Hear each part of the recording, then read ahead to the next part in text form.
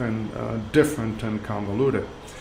For example, the U.S. government has had two major systems, the Civil Service Retirement System and then the Federal Retirement System, or FRS. And so the CSRS, which is the Civil Service Retirement System, started back in 1920, and it ended actually January 1st of 1987, at which point the Federal Retirement System came into play. Now, most employees that started with the government after January 1, 1983, were automatically included in the new system, which is FERS, the Federal Employee Retirement System.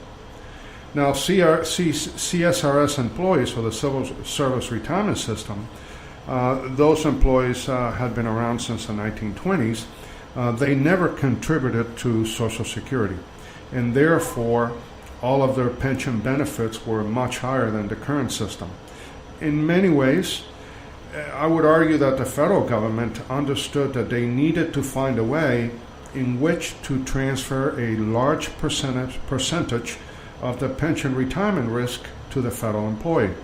They did have the ability to contribute to a thrift savings plan, but these employees that had been around for many, many years did not receive a match, but the vast majority of their pension benefits came from the federal pension system that was at that point in time CSRS. Now, one of the things that I've seen over the years is that a large number of CSRS employees are either currently retired or close to retirement.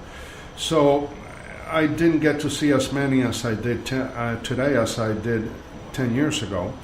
Some of these employees were sold a false bill of goods, and a percentage of them shifted from CSRS to FERS and became what is known as CSRS offset. So the government really did a good job in showing all of these employees, if they contributed a smaller amount to the pension benefit, and there would be a match from the government to that, but then they would also have the ability to contribute to a thrift savings plan, and the government was going to do a match on that, and on top of that, the employee would be contributing to Social Security benefits along those lines. So the new system at the federal level pretty much forced the employees to take more responsibility for their action and shifted the liabilities away from the federal government for business purposes. And by the way, the first system, which is a new system, the one that's currently in place for the federal government, was a brilliant idea by the government because, again, as I've said previously, it shifted a large amount of pension benefit responsibility to the federal employee as opposed to the government. Now, these federal employees contributed a much lower percentage to their governmental pension annuity, but they also contributed to Social Security, and they also received a TSP match on their contribution. Now, numerically, these numbers looked really good and astronomical, but then again, the market doesn't work that way because the way that the government presented these rates of returns were linear in nature. And we all know that the government doesn't work that way from a business standpoint. Now, in addition to what I have just discussed on federal pension systems, there are certain federal employees that have mandatory retirement guidelines. So, for instance, if you happen to be a public safety employee, you have a mandatory retirement age of 57 if you happen to be a federal employee. If you're an air traffic controller, you have a mandatory retirement of age 56.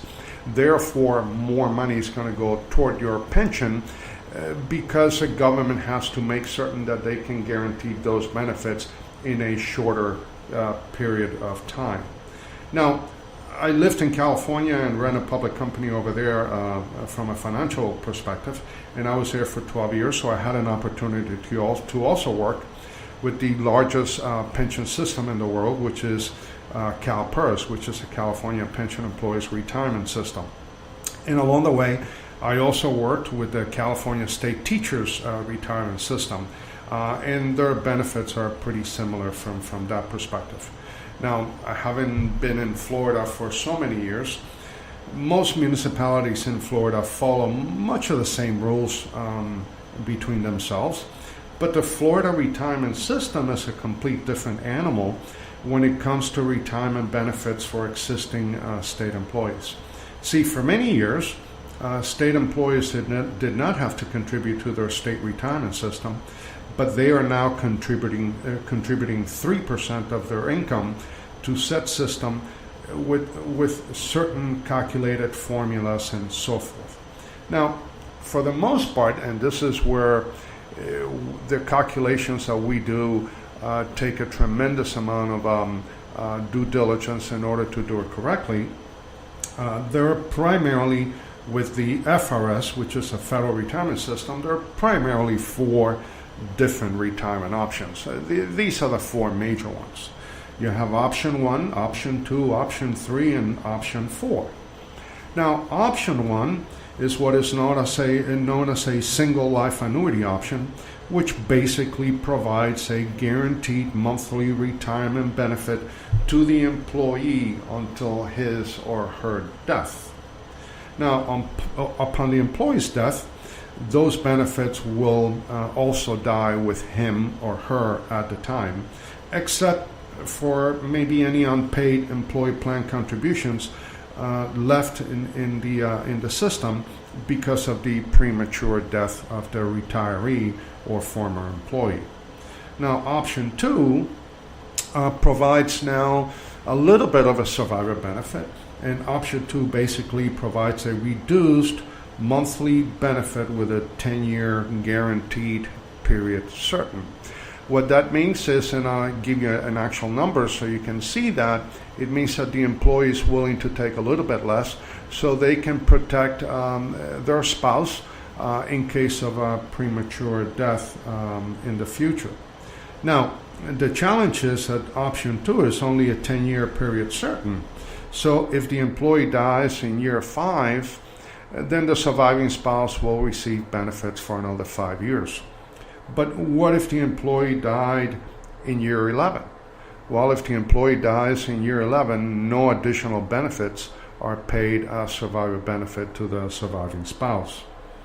So obviously, many employees are not going to do that because they're going to be disinheriting their family in case of a premature death very early in the retirement game. Now, option 3 also provides a monthly reduced benefit, which is lower than option 2, but it actually provides a 100% survivor benefit to the surviving spouse. So if husband and wife are retired, the husband is the public employee, he dies, the surviving spouse, in this case the wife, will continue to receive the same amount of pension benefits moving forward until he or she dies.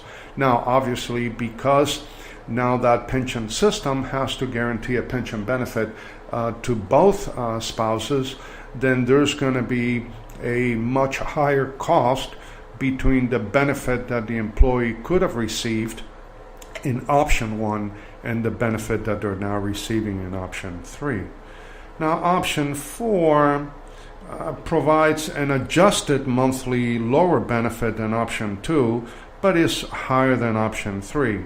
Now, upon the employee's death, 2/3 of the retiree's decedent employee benefits are paid to the surviving spouse for his or her life.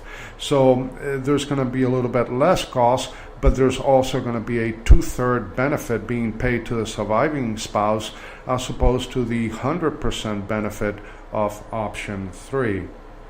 Now, obviously, option 3 and 4 further provides that upon the death of the employee member, a joint annuitant under the age of 25 will receive the option 1 benefit until age 25, and that's where children come into play.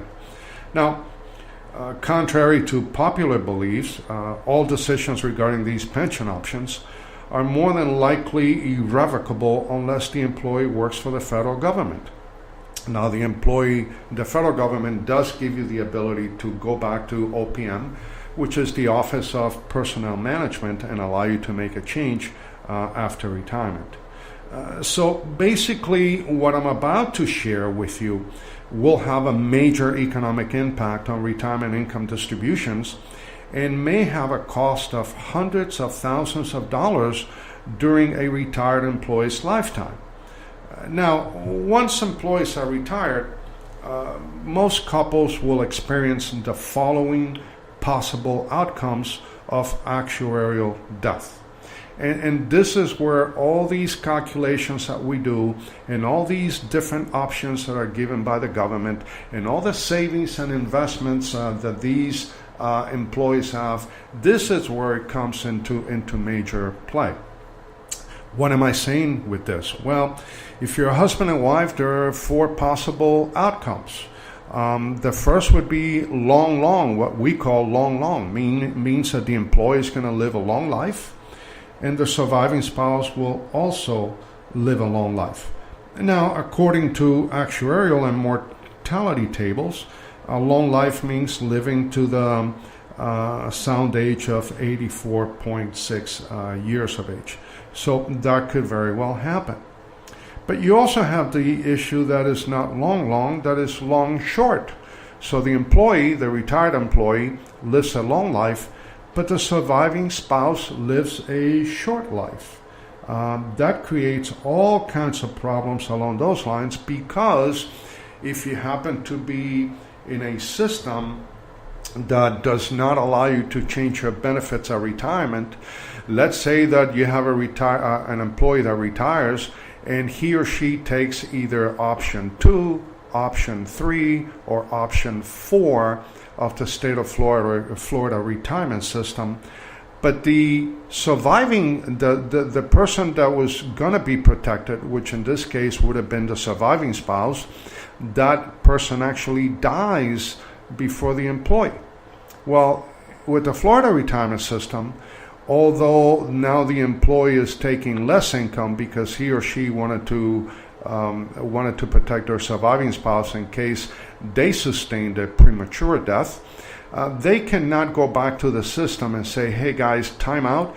I had taken less of an income in retirement because I wanted to protect my surviving spouse, but she actually died before I did. Can you bump me up to the higher level of benefit since I no longer have a survivor to provide a benefit to?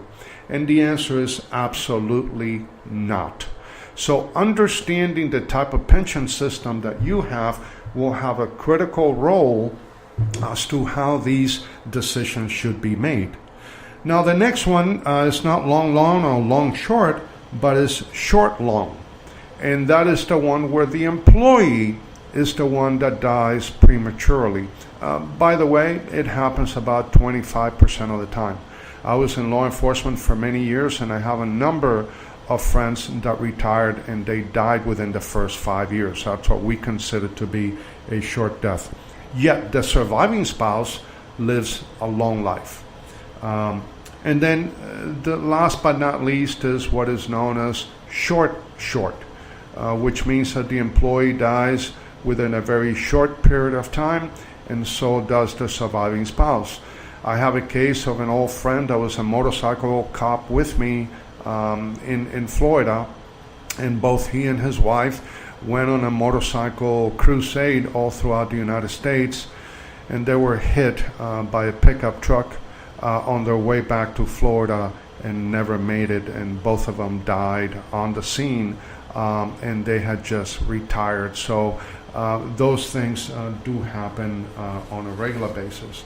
Now, I'm not going to go into what it takes to make all these calculations, because it would take us a lot more than I have allocated for this podcast.